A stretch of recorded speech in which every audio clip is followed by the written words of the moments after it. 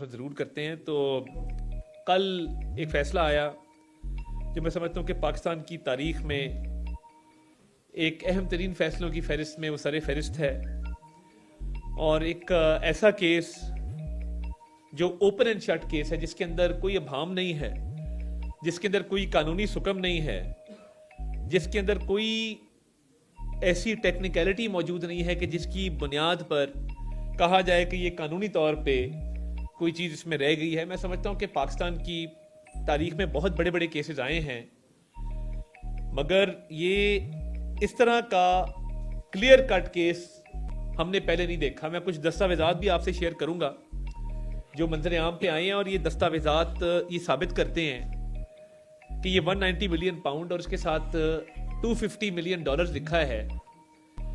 یہ asset recovery unit جو شہزاد اکبر جس کو ہیڈ کرتے تھے, اس نے اس کو اپنے دستاویزات میں ریکورڈ اماؤنٹ شو کیا ہے. ایسٹ ریکوری یونٹ بنایا گیا تھا اسلام آباد میں وزیر اعظم کے دفتر میں, اس غرض سے کہ اینٹی کرپشن اور جو معاملات ہیں ریکوریز کے حوالے سے, ان معاملات کو ان کی جانچ پڑتال کی جائے اور تدارک کیا جائے اور پیسے ریکور کر کے سرکاری خزانے میں جمع کرائے جائیں. یہ شہزاد اکبر صاحب جو تھے بطور مشیر احتساب ایک ایسٹ ریکوری یونٹ کو ہیڈ کرتے تھے, جس میں اور بھی لیگل ایکسپرٹس موجود تھے. اب وہ ایسٹ ریکوری یونٹ جس کو شہزاد اکبر صاحب ہیڈ کرتے تھے, انہوں نے ایک لیٹر لکھا ہے 2020 میں, اور کہا ہے جی جنوری 2020 کا لیٹر ہے. اس لیٹر کے اندر وہ کیا کہتے ہیں؟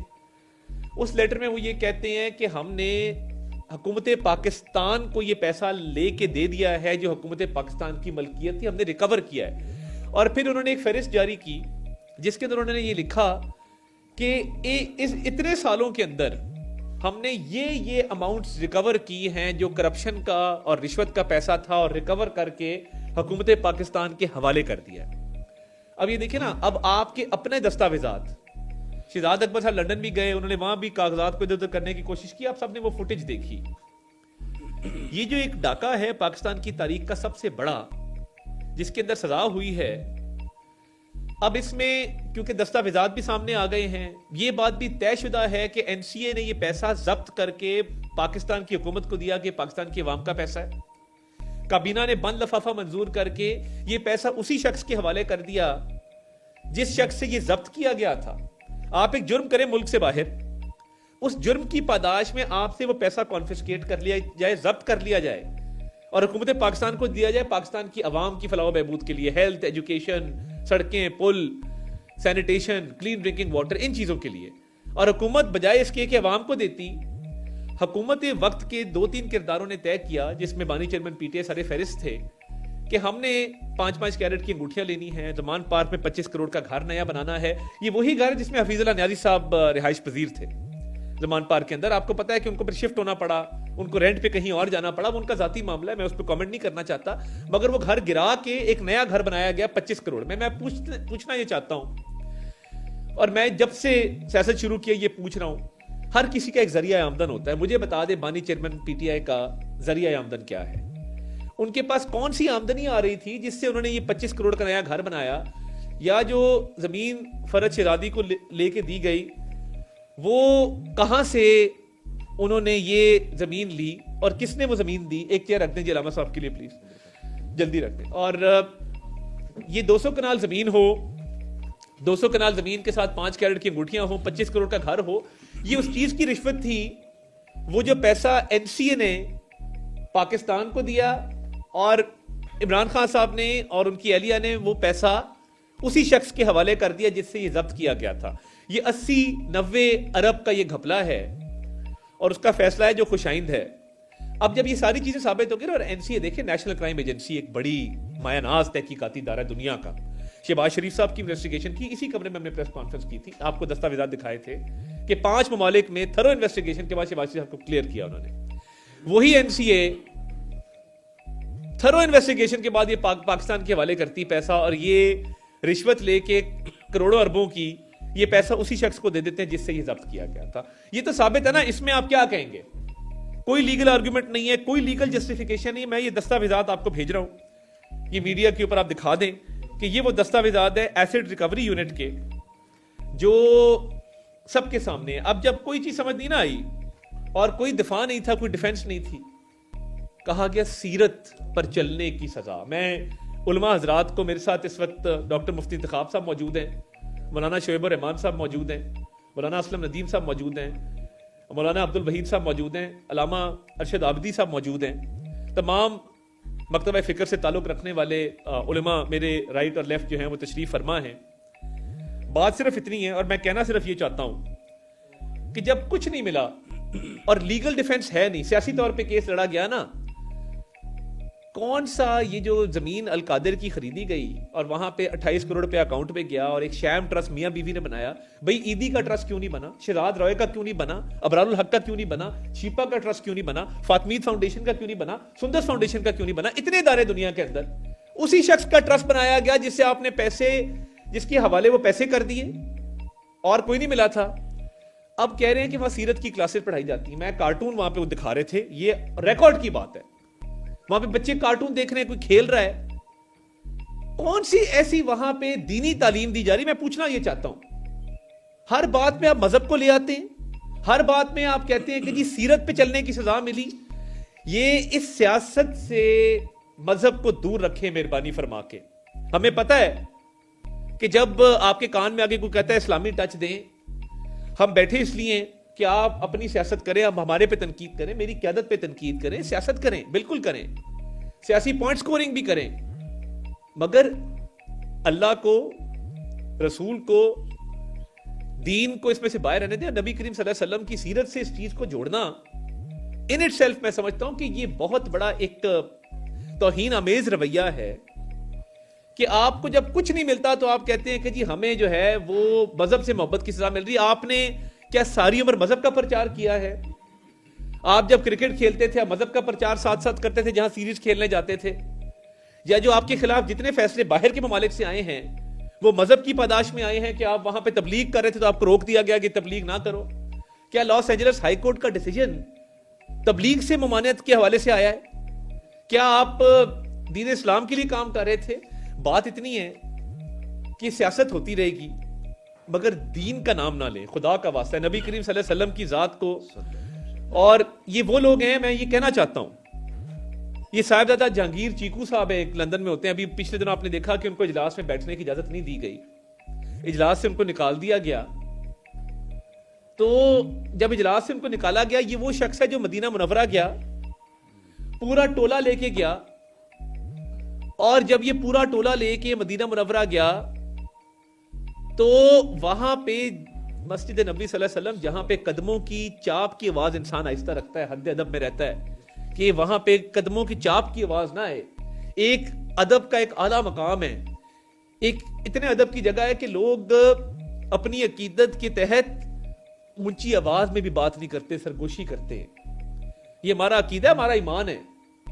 آپ نے وہاں پہ شاہزین بگٹی کے بال کھینچے, آپ نے وہاں پہ مریم اورنگزیب صاحبہ کو جو ہے وہ ان کا گھیراؤ کر کے آپ نے نعرے لگائے وہاں پہ. یعنی یار آپ لوگ عمرے کے لیے جاتے ہیں, آپ پارٹی کے جھنڈے لے کے جاتے ہیں وہاں پہ. مطلب خدا کا خوف کریں, کوئی مرنا بھی ہے, کو اللہ تعالیٰ کو بھی حساب دینا ہے. اور ایک بچہ اٹھتا ہے, وہ کہتا ہے کہ جی حضرت عبداللہ کے بعد اور حضرت بی بی آمنہ کے بعد جو سب سے لکی پیرنٹس ہیں دنیا کے وہ شوکت خانم اور نعوذ باللہ اکرام اللہ نیازی ہیں. وہ ویڈیو کسی نے دیکھی, کسی نے کنڈیم کیا, اور خان صاحب سٹیج کے اوپر ہیں اور سینہ تان کے کھڑے ہیں اور اپریشیٹ کریں کہ یہ بچے نے کیا بات کر دی آج. کوئی کہہ رہا ہے دور حاضر کا پیغمبر ہے, یہ سامنے کھڑے ہو کے خاتون کہہ رہی ہے یہ جو ہے یہ دور حاضر کے پیغمبر ہیں, وہ کھڑے ہیں وہاں پہ سٹیج کے اوپر. کوئی تھوڑا سا خیال کریں اپنی اس سیاست سے, اپنی یہ جو رشوت اور آپ کو کرپشن کے کیس میں ڈاکے میں آپ کو سزا ملی ہے, اس کو مذہب کو بیچ میں مت لائیں. اور میں دوبارہ کہوں گا کہ یہ کون سی ایسی دین کی خدمت القادر یونیورسٹی میں ہو رہی, بتا دیں. کل ہمارے 2-3 صحافی گئے ہوئے تھے, انہوں نے بتایا وہاں پہ بچے جو ہیں وہ اور ایکٹیویٹیز کر رہے ہیں, اور پڑھائیاں کر رہے ہیں, کوئی کارٹون لگا ہوا ہے, کوئی کہیں پہ کوئی ایکٹیویٹی ہو رہی ہے, اور آپ نے پوری قوم کے سامنے جھوٹا پرچار کیا کہ جی وہاں پہ سیرت کی تعلیم دی جا رہی ہے. خدارا جب یہ کوئی جواب نہیں نہ ملتا, پتہ ہے انہوں نے کنسلٹنٹ رکھے ہیں جو ملک سے باہر بیٹھے ہیں, وہ کیا کہتے ہیں, یہ ان کو ای میل کرتے ہیں, وہ کہتے ہیں کہ جی یہ پاکستانی قوم جذباتی قوم ہے, دین سے اس قوم کی رغبت ہے, اللہ رسول کو ماننے والے لوگ ہیں, تو آپ ایک کام کریں, ٹوسٹ دے دیں, ٹوسٹ دے دیں, اس کو مذہب سے جوڑ دیں اس چیز کو. تو یار خدا کا خوف کریں کوئی تھوڑا سا. یہ جو کرپشن کا کیس ہے نا, آج علیمہ خان صاحبہ کہہ رہی ہیں کہ یہ اس کو 190 ملین پاؤنڈ کا کیس نہ کہیں, اس کو القادر کیس کہیں. یہ بھی مذہبی ٹچ ہے نا, کہ اس کا نام بھی جو ہے وہ القادر جو ہے وہ کہا جائے اور پکارا جائے. یہ ثابت شدہ چیز ہے. جو آپ نے جرائم کیے ہیں پوری دنیا کے سامنے آ چکے ہیں, پوری دنیا ان کو دیکھ چکی ہے, اور پوری دنیا, آپ ان کا ایک کلپ ابھی دیکھا میں نے, حامد میر صاحب کا ایک پروگرام کے اندر یہ کہہ رہے ہیں کہ جی ملک ریاض جو ہے وہ جس کو چاہتا ہے خرید لیتا ہے, جب کوئی اس کا کام نہیں ہو رہا ہوتا وہ خرید لیتا ہے, وہ پیسے خرچ دیتا ہے, وہ کوئی نہ کوئی رشوت دے دیتا ہے. مکہ فاتح عمل ہے نا, جو بات یہ منہ سے نکالتے ہیں وہ ان پہ آ کے فٹ ہوتی تھوڑی دیر بعد. اور یہ جو 5-5 کیرٹ کی انگوٹھیاں مانگنا, 25 کروڑ کا گھر بنا لینا, 28 کروڑ اکاؤنٹ میں جمع کرا دینا, اربوں روپے کا کسی کو فائدہ دے دینا. آپ میرے سے لیگل آرگومنٹ کریں, میں پوری پی ٹی اے کو چیلنج کرتا ہوں, آپ لیگل آرگومنٹ بتائیں کہ کیا این سی اے نے یہ پیسہ حکومت پاکستان کے حوالے کیا کہ نہیں کیا, کیا ضبط کر کے کیا, جی ضبط کر کے کیا, بطور جرمانے کے کیا, حکومت پاکستان کو دیا, جی دیا. کیا جب حکومت پاکستان کے پاس یہ پیسہ آیا تو بند لفافے میں کابینہ میں پیش کیا گیا, جی پیش کیا گیا. جب کابینہ میں پیش کیا گیا اور خان صاحب نے خود کہا کہ اس کو نہیں کھولنا, فواد چودھری نے کہا کھولیں, شیری مزاری نے کہا کھولیں, مراد سعید نے بھی سوالات اٹھائے, مگر یہ بند لفافہ کھولنے نہیں دیا گیا. کیوں؟ چھپاتے اس چیز کو ہیں جس کے اندر گڑبڑ ہوتی ہے.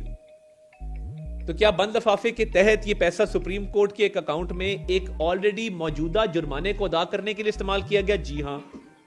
کیا سپریم کورٹ کا آرڈر موجود ہے جس میں سپریم کورٹ نے کہا کہ آپ نے یہ غیر قانونی عمل کیا؟ جی موجود ہے. تو پھر آپ کے پاس لیگل آرگومنٹ کیا ہے؟ میں پوری پی ٹی آئی کی لیگل ٹیم, میرے استاد ہیں سلمان اکرم راجہ صاحب, اچھے وکیل ہیں, بیرسٹر علی گوہر صاحب, اعتزاز احسن صاحب کے ساتھ ساری عمر پریکٹس کی انہوں نے. میں ان کی پوری لیگل ٹیم کو, سلمان صفدر صاحب ہمارے استادوں میں سے جو اچھے کرمنل لاء کے وکیل ہیں, میں کہتا ہوں کہ آپ لیگل آرگومنٹ دینا, بتا دیں کہ این سی اے کی انویسٹیگیشن تھی نہیں تھی, یہ پیسہ ایک لائبلٹی تھی نہیں تھی, حکومت پاکستان کا پیسہ تھا کہ نہیں تھا, اور حکومت پاکستان کے حوالے کیا گیا نہیں کیا گیا. تو آپ نے ایک پیسہ اتنا بڑا اٹھا کے اسی شخص کے حوالے کر دیا اور اسی کا جرمانہ ادا کر دیا جس سے یہ پیسہ ضبط کیا گیا تھا. اور یہ آپ کے بغیر کیا وہ شخص یہ سکت رکھتا تھا؟ اگلا سوال, کیا وہ شخص ملک ریاض صاحب یہ سکت رکھتے تھے کہ وہ عمران خان اور اس کی بیگم کے بغیر یہ پیسہ اپنے نام کروا لیتے؟ جواب ہے نہیں. کیا یہ کابینہ کا فیصلہ اور عمران خان صاحب اور بشرا بی بی کے فیصلے کے تحت حکومت پاکستان کو نقصان ہوا؟ جواب ہے ہاں. ملک ریاض صاحب کا فائدہ ہوا؟ جواب ہے ہاں. تو کرپشن ثابت ہے, ڈاکہ ثابت ہے, رشوت ثابت ہے, آپ نے پیسے لیے ہیں, ہاتھ آپ کے رنگے ہوئے ہیں. تو اس میں خدا را اللہ رسول کو مت لے کے آئیں. یہ سیاست اتنی مقدس کبھی بھی نہیں تھی. یہ سیاست کبھی بھی ایک الزام کو جھٹلانے کے لیے سیرت کا, نبی کریم صلی اللہ علیہ وسلم کا نام لینا, اللہ رسول کو بیچ میں لے کے آنا, یہ تب ہوتا ہے کہ جب آپ کی اتنے گھنونے جرائم آپ دیکھیں, کہتے ہیں ہم نے سیرت کے لیے کیا. میں اگر فار ایگزامپل آپ کو کہوں کہ فلاں شخص جو ہے وہ ابھی ڈاکہ مار کے آیا اور وہ کہتا ہے میں اس سے مسجد بناؤں گا یا مدرسہ بناؤں گا, یا میں نے ابھی ڈاکہ مارا ہے, میں نے اغوا برائے تاوان کیا, اس میں سے پیسے پکڑے ہیں, تو میں چاہتا ہوں کہ میں دین کی تدریس کروں اور یونیورسٹی بناؤں. تو کیا یہ جائز ہے کہ ڈاکہ مار کے یونیورسٹی بنا کے کہا جائے دین کی تدریس کی جا رہی ہے؟ تو یہ مہربانی کریں. یہ جید علماء اکرام میرے رائٹ لیفٹ بیٹھے ہیں اور پوری قوم دیکھ رہی ہے. ہم نے یہ آج ایک مطالبہ ہے, ایک ہمارا ریزولوشن ہے, ایک قرارداد ہے, اور یہ تمام مکاتب فکر کے علماء یہاں بیٹھے ہیں کہ آپ مذہب کو بیچ میں مت لائیں. رشوت کو, ڈاکے کو, اس غبن کو, اس کرپشن کو پوری دنیا میں ہیڈ لائن لگی ہیں. برطانیہ میں, امریکہ میں, ترکی میں, چائنا میں, دنیا کے ممالک میں ہیڈ لائن لگی ہیں کہ ایک سابق وزیر اعظم کرپشن کے اندر جو ہے وہ پکڑا گیا اور اس کو سزا ہوئی ہے.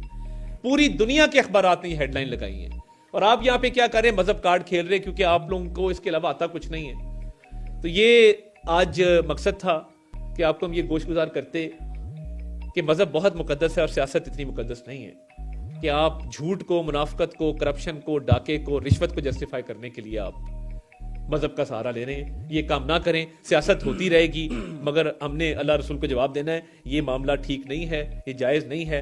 علماء کرام میں سے کوئی بات کرنا چاہے تو جی موسٹ ویلکم. بسم اللہ الرحمن الرحیم. سب سے پہلے تو میں مکمل تائید کروں گا جو عطا اللہ تارڑ صاحب وفاقی وزیر صاحب نے اس حوالے سے گفتگو کی ہے.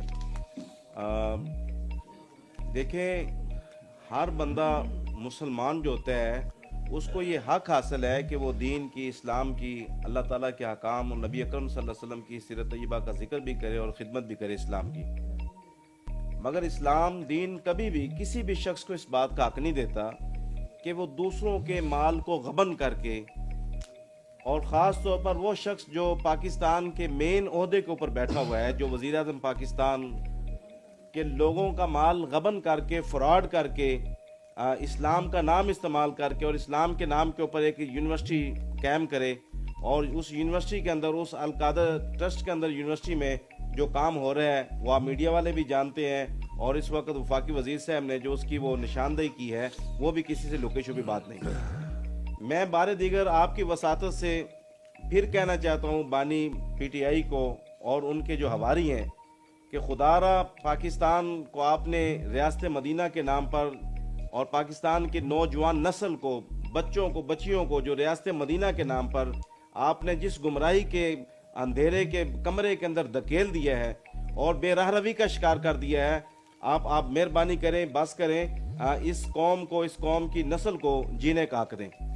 تو میں اس موقع پر آپ کی وساطت سے گزارش کرنا چاہتا ہوں کہ یہ جو القادر ٹرسٹ کا جو ایک فیصلہ، جو 190 ملین ڈالر کا جو فیصلہ ہے، پاؤنڈ کا جو فیصلہ آیا ہے، یہ بالکل یہ کرپشن ہے.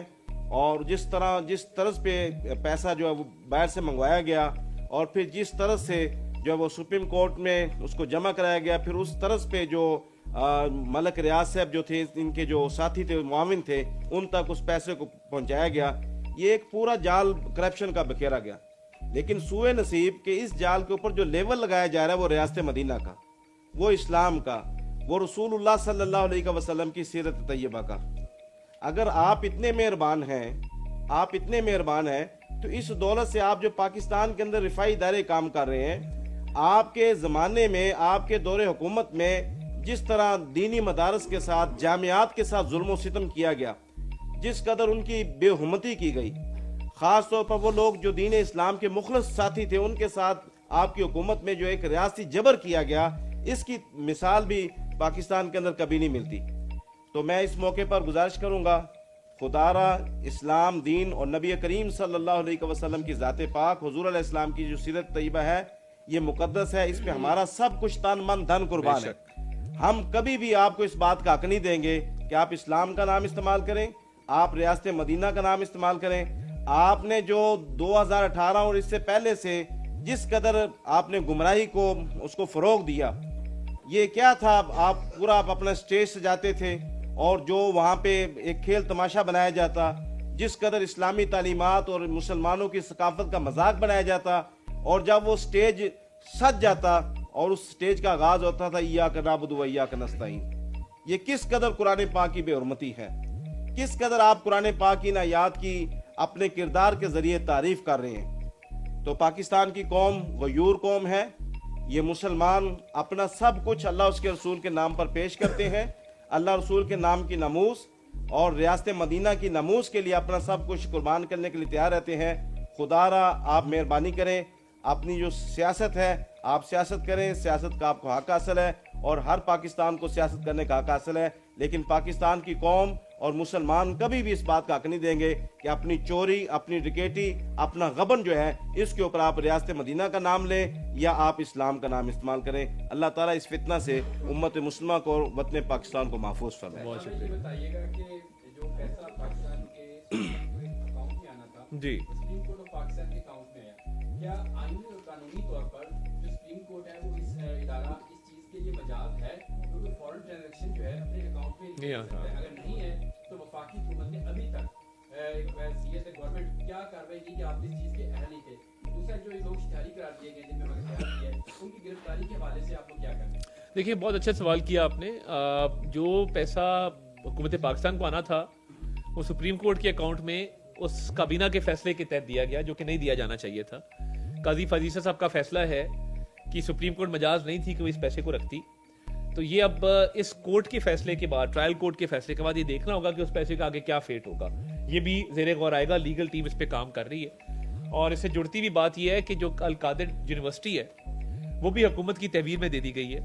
اس پہ بھی دیکھنا ہوگا کہ اس کو کس لیول پہ لے کے جانا ہے, ادھر کیا وہاں پہ رفائی کام ہو سکتے ہیں, کیسی اعلیٰ تعلیم وہاں پہ دی جا سکتی ہے.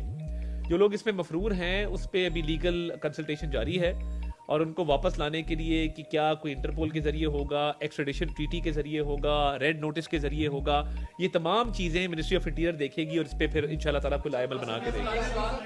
بول صاحب پورے معاملے کے اندر 190 ملین پاؤنڈ کے اندر عمران خان اور بشرا بی بی تو بار بار ان کا ذکر آپ بھی کر رہے ہیں.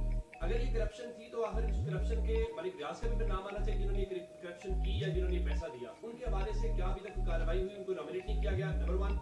نمبر 2, کابینہ کا فیصلہ تھا تو پوری کابینہ نامینیٹڈ کیوں نہیں ہے, صرف بشرا بی بی کیوں؟ تیسرا میرا ایک سوال اس سے جڑا ہوا معزز علماء کرام میں بڑے قابل احترام ہے. اس ملک کے اندر ہم نے عدت کا کیس بھی دیکھا, ہم نے علماء کرام کو اس کے اوپر بولتے ہوئے دیکھا, لیکن آج حکومت کو جب ضرورت پڑی یا یہ بیانیہ بنانے کے لیے تب علماء کرام اس پہ بھی بولے تھے. علماء کرام عدت پہ تو سب بولے ہیں, کیونکہ دیکھیں وہ عدت کا جو کیس تھا وہ اس کے بعد پھر شریعت کی بات وہ بھی کرتے ہیں. میں اس پہ زیادہ روشنی نہیں ڈالنا چاہتا, بٹ علماء کرام نے اس پہ بات کی. نمبر 1 یہ کہ ملک ریاض اکیلے یہ کام کر نہیں سکتے تھے. نیشنل اکاؤنٹیبلٹی آرڈیننس جو ہے, جو کرپشن اور کرپٹ پریکٹس کو دیکھتا ہے, ایز اے وکیل میں آپ کو بتاتا ہوں کہ وہ پبلک آفس ہولڈر مین اس کی ڈومین میں آتا ہے. پبلک آفس ہولڈر کون تھا؟ وہ عمران خان صاحب تھے. شریک ملزم کون تھا؟ ملک ریاض, بشرا بی بی اور باقی لوگ تھے. اچھا, اب لیگلی کیونکہ ایک شخص کا یہ فیصلہ تھا اور اس نے منع کیا کہ یہ بند لفافہ آئے گا, اور اس کی بیسس ایک نوٹ ہے جو وزیر اعظم آفس آیا شہزاد اکبر کے ذریعے, وزیر اعظم نے منظوری دی اس نوٹ کی. اس نوٹ کی بنیاد پہ وزیر اعظم نے اس کو کیبنٹ میں رکھنے کی بھی اجازت دی. ایک بات تو یہ ہو گئی کہ کیوں مین ملزم عمران خان ہے اور بشرا بی بی ہیں. ملک ریاض شریک ملزم ہے کیونکہ پبلک آفس ہولڈر نے یہ سارا کام کیا اور یہ ساری بساط بچھائی. نمبر 2 کہ باقی کابینہ کیوں ملوث نہیں ہے. قانون میں ایک چیز ہوتی ہے کنسیڈریشن یا انلیگل گریٹیفیکیشن. وہ کیا ہوتی ہے کہ کوئی شخص کسی شخص کو فائدہ پہنچانے کے لیے اس سے کوئی اپنا فائدہ لے. تو فواد چودھری نے تو ملک ریاض صاحب سے نہ زمینیں لی, نہ انگوٹھی لی, نہ انہیں کہا کہ فرا گوگی کو 200 کنال زمین دے دو, نہ گھر بنوایا, نہ ہی شیری مزاری نے یہ کام کیا. تو جن لوگوں نے رشوت اور فائدہ لیا انہوں نے ہی وہ شیم ٹرسٹ بنایا. اب ٹرسٹ ڈیڈ کے اوپر 2 لوگوں کا نام ہے. انیشلی زلفی بخاری صاحب تھے, پھر میاں بیوی ٹرسٹ کے اوپر آئے. وہ جو انلیگل گریٹیفیکیشن ہے, یہ اب ٹوٹل لیگل بات میں آپ سے کروں کیونکہ آپ کا سوال لیگل تھا, بطور لائر میں آپ کو بتا رہا ہوں کہ وہ ساری جڑتی ہے جا کے اس شیم ٹرسٹ کے ساتھ. ٹرسٹ میاں بیوی کا تھا, ٹرسٹ بنایا اس شخص نے, پیسہ اس نے دیا, زمین اس نے دی, ساری فنڈنگ اس نے دی جس کو ریلیف پہنچایا گیا. ٹرسٹ میں اگر فواد چودھری ہوتا, شیری مزاری ہوتی اور یہ ثابت ہوتا کہ وہ ٹرسٹ میں شامل ہیں, تو بالکل کابینہ کے ممبران کے طور پہ ان کی بھی سزا بنتی تھی. مگر رشوت, کرپشن اور یہ جو انلیگل گریٹیفیکیشن ہے, برائبری ہے, یہ ساری ارد گرد گھومتی ہے جنہوں نے میاں بیوی نے ٹرسٹ بنایا اور جنہوں نے یہ پیسے اور انگوٹھیاں اور یہ ہیرے جواہرات لیے. عرصے تک عمران خان صاحب ایک اسٹیٹس انجوائے کرتے رہے کہ مجھے سپریم کورٹ نے صادق اور امین قرار دیا ہے. اب اس فیصلے کے بعد اس اسٹیٹس کا کیا بنا؟ دیکھیں, ایک تو ہم نے سنا تھا کہ امین حفیظ کے ساتھ کیمرہ مین صادق بھی ہوتے تھے, تو وہ صادق اور امین تو ہم نے دیکھے ہوئے ہیں دونوں ہی. یہ کبھی بھی صادق اور امین نہیں تھے. اور یہ سپریم کورٹ نے جو اگلا فیصلہ دیا, جو قاضی فضیلہ صاحب نے دیا 190 ملین پاؤنڈ کا, انہوں نے کہا رابنگ پیٹر اینڈ پیئنگ پال, وہ آپ نکالیے گا. انہوں نے کہا کہ آپ ایک شخص کو لوٹیں اور وہی لوٹ کا پیسہ آپ دوسرے شخص کو دے دیں. ادھر تو الٹ ہوا ہے, جس شخص سے پیسہ لیا ہے کہ یہ آپ کا پیسہ نہیں ہے, حکومت پاکستان کا ہے, آپ نے لے کے دوسرے ہاتھ سے اس کو پیچھے سے پکڑا دیا کہ جی یہ تم لے جاؤ, تمہارا پیسہ ہے. سو سپریم کورٹ نے رابنگ پیٹر پیئنگ پال کی ایک مثال قائم کی, وہ آرڈر موجود ہے. तो सुप्रीम कोर्ट ने सादिक और अमीन की छाप उसी दिन उतार दी थी जिस दिन 190 मिलियन पाउंड के ऊपर उन्होंने कह दिया था कि इसका ट्रायल चलना चाहिए और इसमें करप्शन हुई है। अगर इस केस के हवाले से अपील पे जाती है बानी पीटीआई और बहुत अच्छी बात, तो इसका क्या फ्यूचर आप देख रहे हैं? अगर कल को फिर इसी तरह से अपील मंजूर होती है या जमानत होती है तो उसका स्टेटस क्या होगा लीगली? देखें अपील का ना अब इस मुल्क में असूल तय हो जाए, फर्स्ट इन फर्स्ट आउट, यानी first come first serve basis जो होती है ना, कि बशीर की बूटे की जो अपील है वो 6-6 साल से पड़ी रहे और वीवीआईपी पॉलिटिकल एलीट आए, वो कह जी ये हमारा नंबर ना, लाइन तोड़े ना, हमारा पहले लगा दें। ये अब तय हो जाना चाहिए कि जिसकी जब अपील जब आएगी तब लगाई जाएगी, जब सारों की बारी निमट जाएगी, जो ऑलरेडी पेंडिंग अपील्स है तब ये अपील लगाई जाएगी। पहला तब ये हम मुतालबा में रखता हूं कि ये बहुत जरूरी है कि फर्स्ट इन फर्स्ट आउट के प्रिंसिपल को ऑब्जर्व किया जाए। लॉ मिनिस्टर ने भी इस पे बात की। देखिए अपील में आपके पास बहुत स्ट्रॉन्ग ग्राउंड्स होने चाहिए। इधर था प्रोसेस, और ये खुदा का करना है कि प्रोसिक्यूटर वही है सरदार मुजफ्फर अब्बासी, उसके साथ अमजद परवेज साहब थे जो प्रोसिक्यूशन टीम में। प्रोसिक्यूशन ने अपना केस साबित किया, डिफेंस काउंसिल अपना केस साबित नहीं कर सके। अब जब ये अपील में जाएंगे तो अपील में इनको बतौर प्लेंटिफ बहुत ही स्ट्रॉन्ग ग्राउंड लेने पड़ेंगे लीगली, जो इनके पास नहीं है। इसीलिए मजहब, इसीलिए सियासत जो है वो खेली जा रही है। अपील के लिए इनके पास मवाद नहीं है, लीगल आर्ग्यूमेंट नहीं है, दस्तावेजात नहीं है, शवाहिद नहीं है, सबूत नहीं है, टेक्निकलिटी पे खेलने की कोशिश करेंगे। अपील बहुत कमजोर होगी, जब बारी आएगी, जब लगेगी, देखा जाएगा। मगर मैं नहीं समझता कि ये केस में इतना मवाद है कि इसकी अपील जो है वो 2-3 पेशियां भी बर्दाश्त कर सकते। जी राना साहब,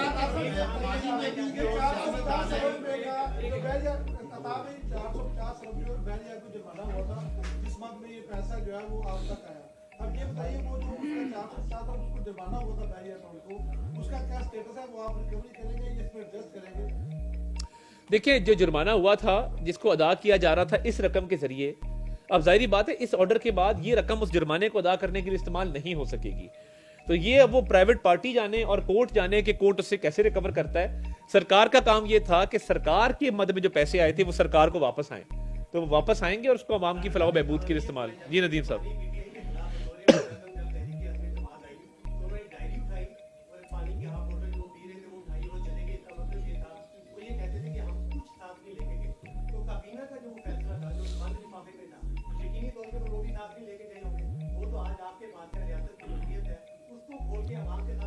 देखिए ये क्योंकि नैब ने फैसला करना है, सब्जेक्ट मैटर है ना इंक्वायरी का, नैब की एक इंक्वायरी है, उसका ये सब्जेक्ट मैटर है। ये लेटर इन्वेस्टिगेटिंग एजेंसी ने इसकी कॉग्निजेंस ली है। अब मुझे वकील होने का थोड़ा सा फायदा हो जाता है कि मैं सियासतदान की हैट उतारता हूँ, वकील की पहन लेता हूँ। तो जिस तहकीकाती इदारे का ये सब्जेक्ट मैटर है इंक्वायरी का, उस तहकीकाती इदारे ने अपील में इसको डिफेंड करना है। वो तहकीकाती इदारा अगर समझेगा और गवर्नमेंट को लिखेगा कि जी इसको डीसील कर दे, इसको ओपन कर दे, हमारे सामने ले आए, तो हम जरूर ले आएंगे। मगर जब तक ये मैटर अपनी फाइनलिटी अटेन नहीं करता फर्दर, तब तक मैं समझता हूं कि ये अपनी दानिश पे या अपने तौर पे ये काम नहीं किया जा सकता। हैविंग सेड दैट, पानी की बोतल के साथ बलगारी का सेट भी ले गए, बलगारी के सेट के साथ ग्राफ की घड़ी भी ले गए, ग्राफ की घड़ी के साथ हीरे जवाहरात भी ले गए। देखिए तोशा खाना भी जो केस है, मेरे दादा भी इस मुल्क के सदर रहे हैं और हमने उनके दौर में देखा है, एक जानमाज गलती से आ गई थी, वो वापस की थी वाले सदर को जाके। मैं इस चीज का गवाह हूं, देखा है सब कुछ हमने। बात ये है कि ये जो ऑडियो थी जिसमें वो कहा जा रहा है कि ये इसकी तस्वीर ना खींचो, ये हीरे जवाहरात मेरे दिल के करीब रहने दो, मैं इनको देख सकूं, तस्कीन हासिल कर सकूं। आप देखिए कि कितनी वो लालच होगी जिसके तहत ब्लैक मार्केट में ये तहफ बेचे गए हैं और कहते हैं जी फलां भी तोशा खाना से फलां चीज ले गया।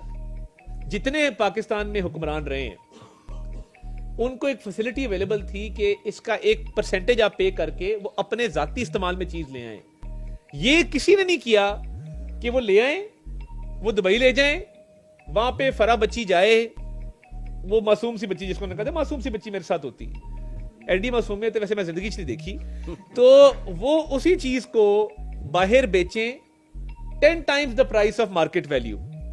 आपने पहले उसकी डेप्रिशिएटेड वैल्यू लगवाई ना, आपने जिस वैल्यूअर को भेजा जो वैल्यूएशन करते हैं, असेसी है, उसने उसकी कीमत मार्केट प्राइस से 10 गुना कम लगाई, उसका 20% पे किया, बाहर ले गए, बेच दिया।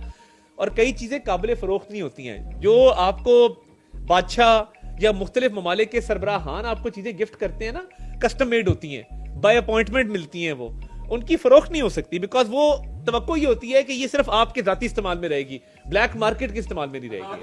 ایک ادھر سے لے لیتے ہیں.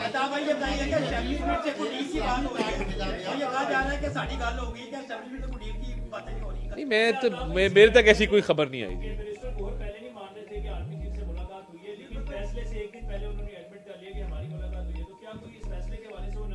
نہیں دیکھیں, اس پہ آلریڈی ایک کلیریفیکیشن میں نے میڈیا پہ دیکھی چلتے ہوئے کہ انہوں نے اپروچ کیا وہ کاؤنٹر ٹیررزم کی میٹنگ کے بعد, اور کاؤنٹر ٹیررزم کی میٹنگ میں تمام سیاستدان تھے. انہوں نے اپروچ کیا تو آگے سے جواب غالباً جو میں نے سٹوری دیکھی اس میں یہی ملا کہ آپ سیاستدانوں سے بات کریں, سیاست سے کیا بات کریں.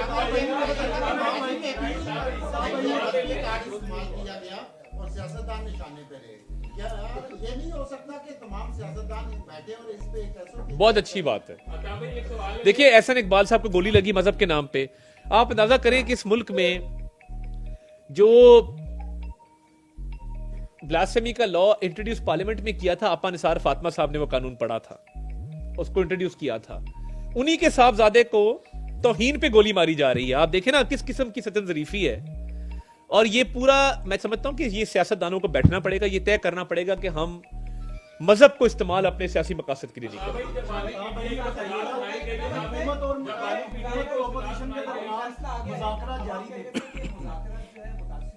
دیکھیے مذاکرات کا قطعاً مقصد ڈیل یا NRO نہیں تھا. مذاکرات کا مقصد یہ تھا کہ ایک پولیٹیکل سٹیبلٹی آئے. اور دیکھیے PTI کے لوگ بڑے اچھے لوگ ہیں کیمرے کے پیچھے, یہ جیسی بند ہوتا ہے ایسے شیر و شکر ہوتے ہیں. علی امین خان سے ہماری بڑی دوستی ہے, بیٹھتے ہیں, بہت اچھا آدمی ہے, آپ یقین مانیں. مگر کیمرے کے سامنے ان کی ریکوائرمنٹ ہے, ہمیں کہتے ہیں کہ جی ہمارے لوگ جو ہیں وہ چاہتے ہیں کہ ذرا تھوڑا سا کھڑاک ہو جائے. تو کہنے کا مقصد یہ ہے 26ویں آئینی ترمیم پہ انہوں نے ہمارا ساتھ دیا مکمل. وہ پھر جیل میں جھاڑ کھائی وہ الگ بات ہے. اس کے بعد انہوں نے کہا ہم علامتی واک آؤٹ کریں گے. ان کے کہنے پہ 26ویں آئینی ترمیم میں سے شکیں نکالی گئی. ہاں اسمبلی کا حصہ ہیں, کمیٹیوں کا حصہ ہیں, ہماری مدد کرتے ہیں ہاؤس چلانے میں. آج کل تھوڑا او کر رہے ہیں, میں تو اس پہ کہتا ہوں کہ کاش 9 مئی کو یا 26 نومبر کو بھی او کر دیا ہوتا اور شہداء کی یادگاروں کو مسمار نہ کرتے. جاپانیوں کا طریقہ آج بھی اپنا لیں, اور یہ بجائے اس کے کہ آنسو گیس کے شیل مارتے ہیں, فائرنگ کرتے ہیں باہر نکل کے اور سڑکوں کو بلاک کرتے ہیں, آپ اپنی اپنی جگہ پہ او کر لیں تو میرا خیال ہے ملک کے بہت سارے مسائل حل ہو جائیں گے.